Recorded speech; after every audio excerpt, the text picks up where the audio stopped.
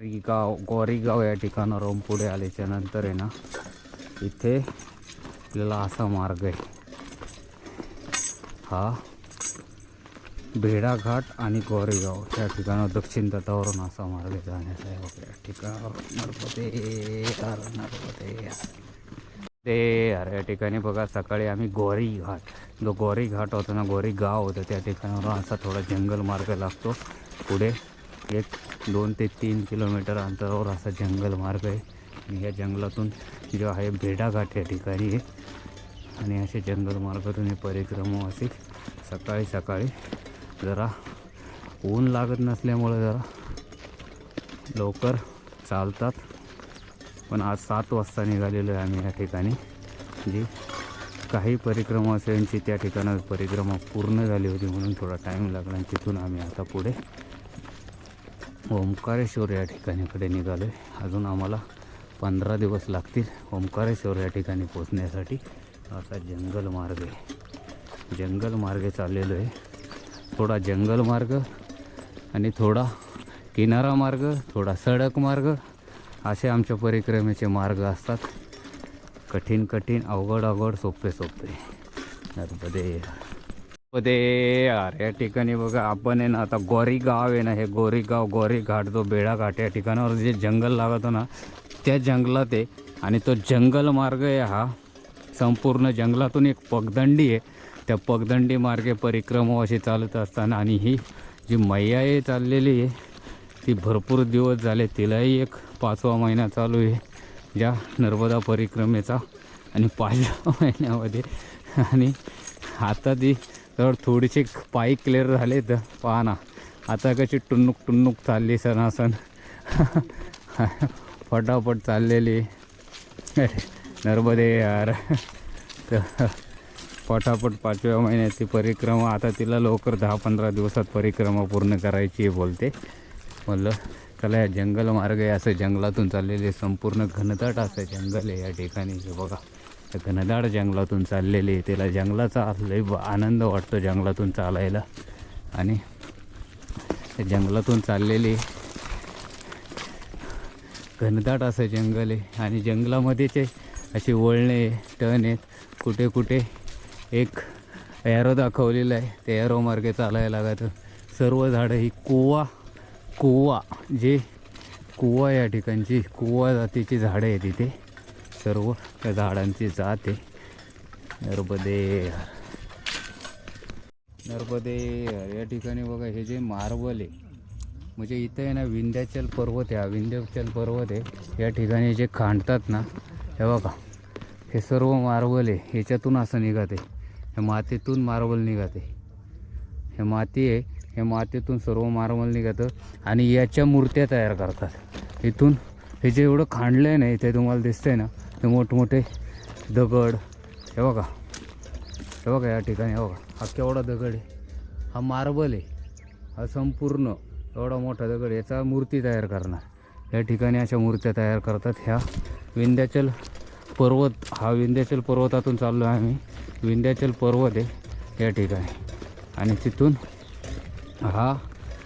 हे लोक असं काढतात. आता चाललो आहे ना, याच्या खाली सुद्धा मार्बल असतात, मार्बल काढतात आणि मूर्ती तयार करतात या ठिकाणी.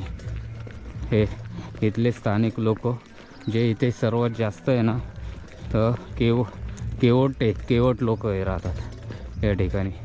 नर्मदे अरे या ठिकाणी बघा, संत रेवा आश्रम हा आहे ना, लालपूर ह्या ठिकाणी आहे ना. गोरेवरून निघाल्याच्या नंतर आहे ना, संत रेवा आश्रम आहे लालपूर या ठिकाणी.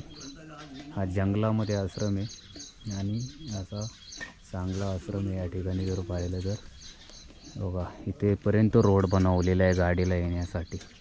एंड रोड आहे, रस्ता एंड आहे इथपर्यंत. नर्मदे यार, मा संत रेवा आश्रम आहे ना, या ठिकाणावरून आम्ही आहे ना आता पुढे असा हा मार्ग आहे या ठिकाणी निघालो. इथपर्यंतच रस्ता होता, इथून पुढे आता ह्याने पगदंडीने आलो, थोडा रोड मार्गे आलो. आणि नंतर आम्ही या ठिकाणावरून आम्ही पुढे मैयाचा किनारा लागणार आहे या ठिकाणी. किनारा मार्गे आम्ही नर्मदा परिक्रमा, आम्ही फक्त किनाऱ्यामध्ये, संपूर्ण जंगल आहे या ठिकाणी. या जंगलात आहे. आणि हे पहा, तिने मला पपिता आणली. नर्मदे. आम्ही चहा प्रसादी घेतल्यानंतर आम्हाला हे दिलं पपिता.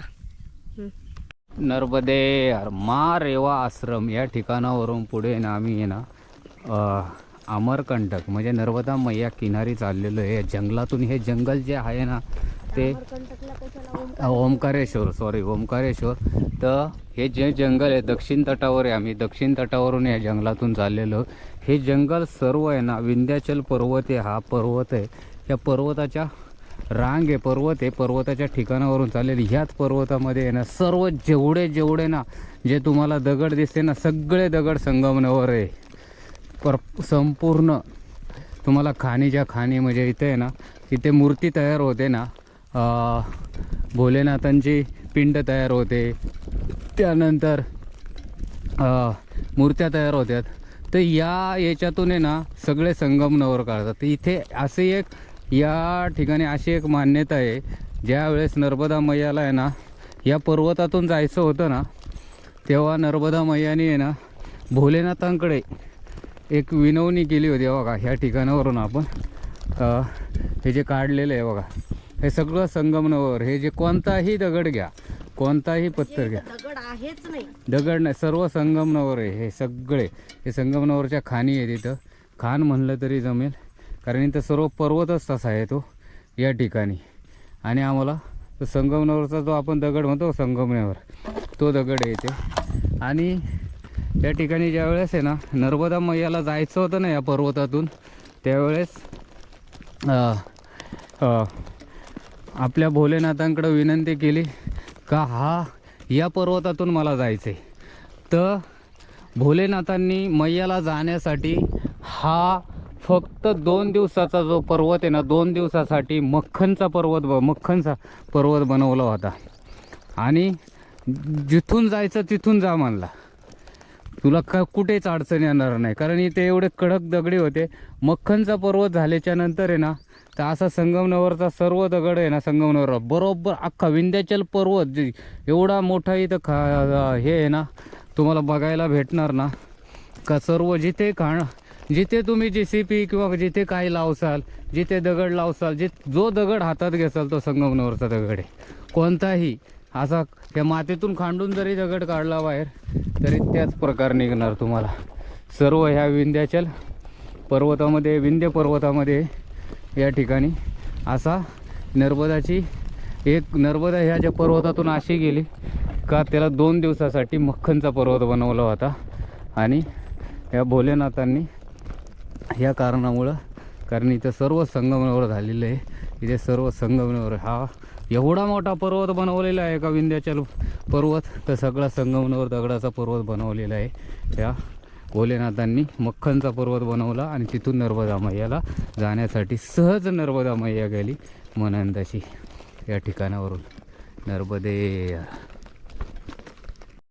यार या ठिकाणी बघा हे बगरे गाव आहे. ह्या गावामध्ये आहे ना आपण आहे ना सर्व मूर्ती घडवतात, कारण या संगमनेवर जे आहे ना एक पिंड बनवतात, त्याच्यानंतर नंदी वगैरे हे मूर्ती घडवतात. इथं भरपूर असे छोटे कारखाने आहेत या ठिकाणी. नर्मदे यार बगरई या ठिकाणी आहे ना आपण आलेलो आहे, गाव आहे. इथे बघा ना मूर्ती असं घडवतात. हे जे कारखाने आहेत ना असे या संगमनेवर याचे आहे ना मूर्ती घडवत असतात या ठिकाणी. नर्मदे बगरई या ठिकाणी हे बघा, हे बगरई गाव आहे.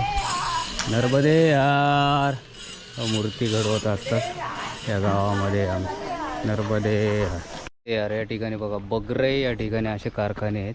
या ठिकाणी गाव पास आल्याच्या नंतर हे असे तर ती पिंड बनवायचं काम चाललं आहे. या ठिकाणी पाहिलं ना तेव्हा अशा पिंडी बनवायचं थोडं काम चालू आहे.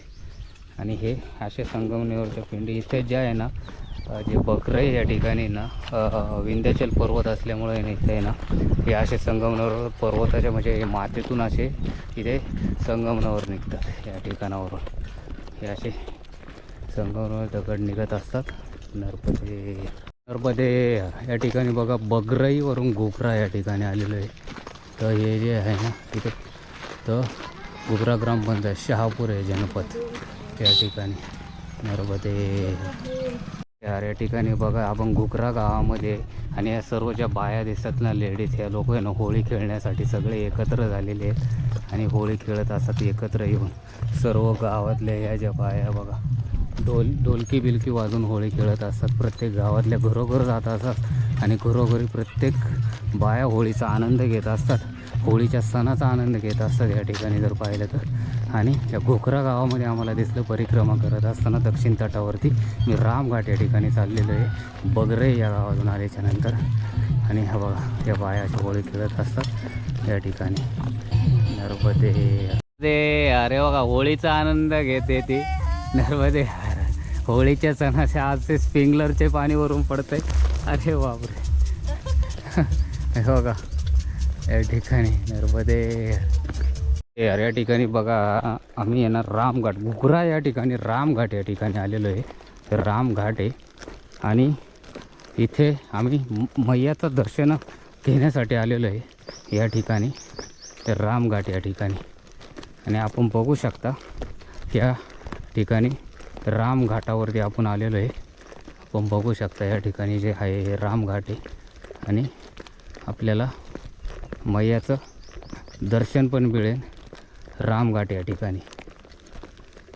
आणि हे पहा असं नर्मदा मैया आहे, इथे सुंदर असं रूप झालेलं आहे नर्मदा मैयाचं या ठिकाणी रामघाट या ठिकाणी. हे बघा हे ठिकाणी आणि जाण्यासाठी हे बघा किती सुंदर असं रूप आहे या ठिकाणी नर्मदा मैयाचं. पण दर्शन घेऊ शकता या ठिकाणावरून जसं आपण पुढे जाईन तसं हे बघा सुंदर असं दर्शन घेऊ शकता या ठिकाणी नर्मदे.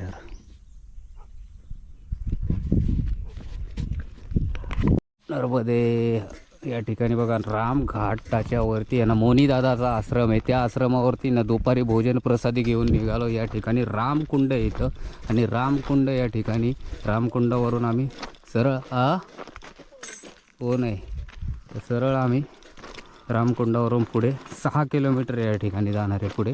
इथून आम्हाला पगदंडी अशी जाण्यासाठी रामकुंड या ठिकाणी जाण्यासाठी रामकुंडाचं दर्शन घेऊन पुढे निघणार आहे नर्मदे. यार या ठिकाणी बघा हे रामकुंड आहे, या ठिकाणी आलेलं आहे रामकुंडचं दर्शन घेण्यासाठी. या ठिकाणी बघा एक इथं जे आहे ना आता इथे पाणी नाही आहे बघा, हे जे पाणी सर्व आटतं इथलं. हे लोक आता हे जे आहे ना इथले स्थानिक आहे हे सांगतात, कारण इथं आहे ना कधीच पाणी आटत नाही. हे जे पाणी कभी कम नहीं होता. ये रामकुंड अभी यहाँ से बहता है पानी. हाँ हर धार जाती.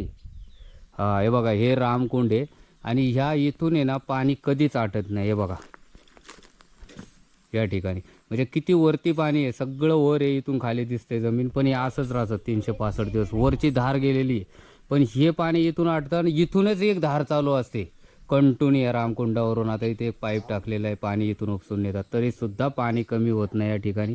एक भगवानची एक हेच मायाची इथं कधी किती आयुष्यभर कुणालाच माहिती नाही का या ठिकाणी. आणि आता इथून दर्शन घेऊन आम्ही पुढे निघणार नर्मदे. या ठिकाणी बघा मोनी बाबाचा आश्रम आहे ना, आश्रमावरून पुढे आल्याच्यानंतर घोगरा गाव होतं, तिथून रामकुंडाचं दर्शन घेतलं. रामकुंडाचं दर्शन घेऊन पुढे आहे ना नर्मदा मैयाचं असं दर्शन झालं का तिथून आम्हाला आहे ना असं सुंदर असा एक पगदंडी लागलेली आहे आणि ह्या पगदंडीने आम्ही चाललेलो आहे आता या ठिकाणी. हो आज हे सगळे पगदंडीने आम्हाला आहे ना मैया किनाऱ्याने जायचं. किती सुंदर असा किनारा आहे बघा, या किनाऱ्याने आम्हाला मैयाचे दर्शन घेत जायचं आहे बघा. आता किती सुंदर असा किनारा आहे नर्मदे.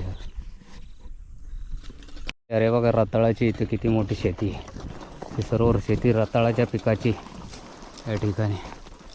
हे बघा या ठिकाणी रताळाची शेतीची आणि नर्मदा मैयाची किती आनंद वाटत असेल चालण्यासाठी.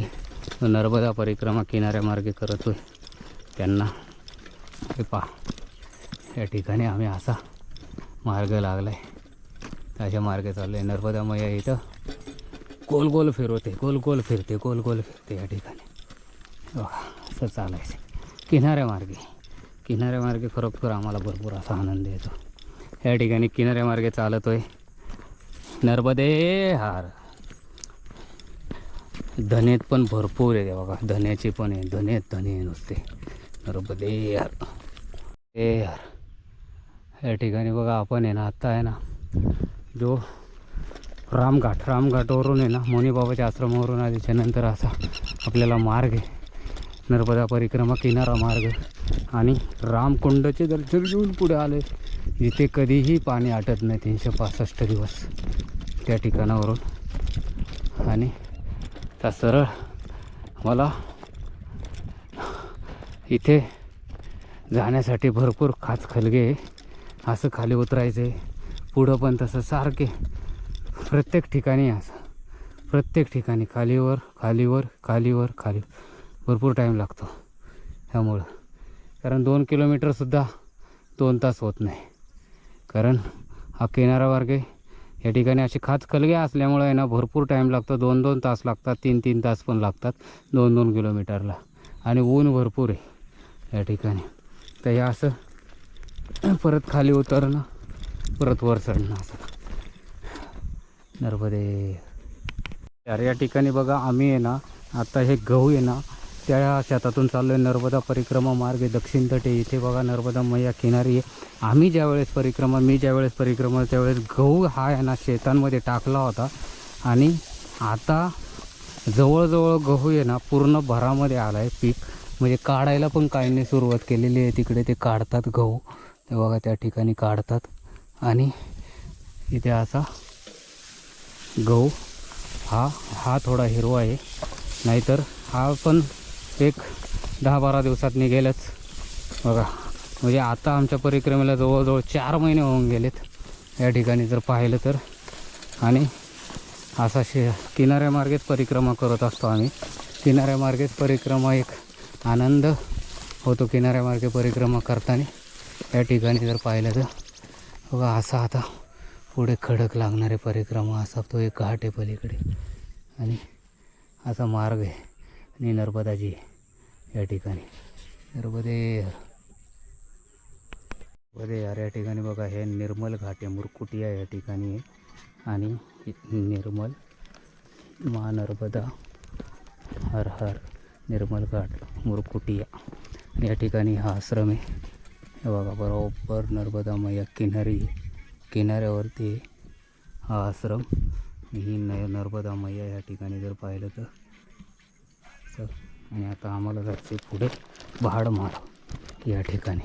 तर पुढे निघालो आहे आम्ही या ठिकाणी.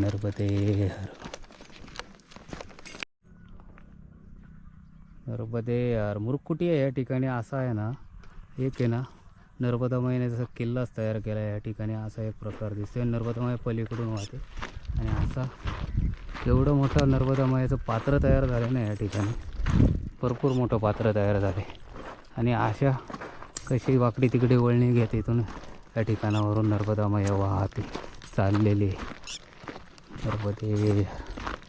नर्मदे यार. या ठिकाणी नर्मदा मैयाचं बघा आता इथं जे रूप आहे ते सर्व कुंड तयार केलेले नर्मदा मैयाने. भरपूर कुंड येतं. आणि पलीकडचा आहे तो नरसिंग घाट आहे या ठिकाणी. आम्ही तिथे थांबलो होतो. तो जो वर दिसतं ना त्याच्या तो आश्रम आहे, तिथे आश्रमावरती होतो आम्ही या ठिकाणी. आणि आता आम्ही चाललो आहे तर पुढे एक आश्रम आहे भडमार असं का पहिले नाही भडमार या ठिकाणी चाललो आहे. नर्मदे.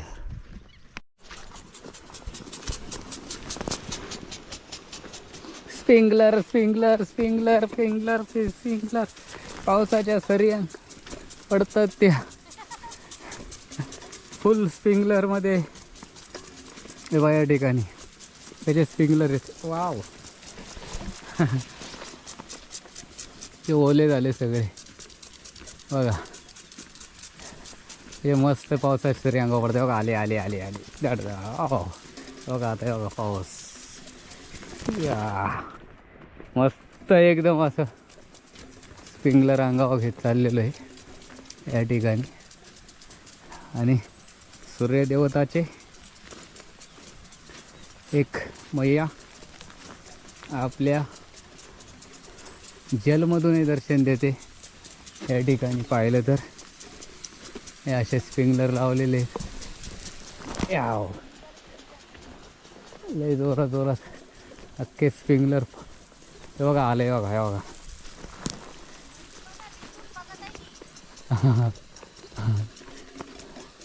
पूर्ण भिजलेलो आहे मी. आणि या ठिकाणी हे बघा संपूर्ण भिजलो आहे. पाहिलं तर हे बघा संपूर्ण भिजलेलं आहे. वा असा मार्ग आहे परिक्रमा मार्ग नर्मदे हर. नर्मदे हर या ठिकाणी बघा नर्मदा मैया किनारी मार्ग. आणि आता आम्हाला आहे ना ज्या ठिकाणी आम्ही चाललो आहे ना ठिकाण जवळ राहिलेले कुर्लेगाव आश्रमाचा शोध चालू झालेला आहे. आणि त्या आश्रमाचा कारण संध्याकाळी 5:30-5:45 झालेले आहेत. तर आम्ही या ठिकाणी असा किनारा मार्ग आहे. आणि दक्षिण तटावरती दक्षिण तट. आता आम्ही रामघाट किंवा झाशी घाट आहे ना थोडं जवळ आहे इथून. पण आम्ही झाशी घाटला पोचू शकत नाही म्हणून आम्ही या ठिकाणी चाललेलो आहे कुर्ले या ठिकाणी. नर्मदे हर.